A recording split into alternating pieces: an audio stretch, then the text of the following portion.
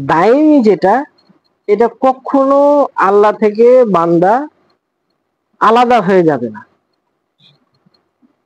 আল্লাহ কখনো, আল্লাহর স্মরণ থেকে, আল্লাহর জিকির থেকে বান্দা কখনো আলাদা হয়ে যাবে না।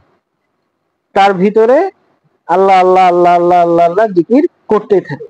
আল্লাহ পাক কোরআনে বলছেন, তোমরা দাঁড়ানো অবস্থায়, বসা অবস্থায়, শোয়া অবস্থায়, এমনকি কর্মব্যস্ত অবস্থাতেও আমার জিকির করো, আমার স্মরণ করো। একটা মানুষের দ্বারা দাঁড়ানো অবস্থায়, বসা অবস্থায়, শোয়া অবস্থায়, ঘুমানো অবস্থায় কি করে সম্ভব জিকির করা? এটার অবশ্যই সোর্স আছে। তো এই ইসমেজাত আল্লাহ, ইসমেজাত আল্লাহ সব কিছুর ধারক ও বাহক।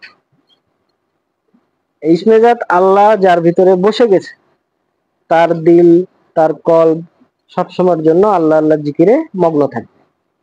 সব সময়ের জন্য, সে দাঁড়িয়ে থাক, বসে থাক, ঘুমাক, কাজকাম করুক, যাই করুক, সব সময়ের জন্য ইসমেজাত আল্লাহ অ্যাক্টিভ থাকবে।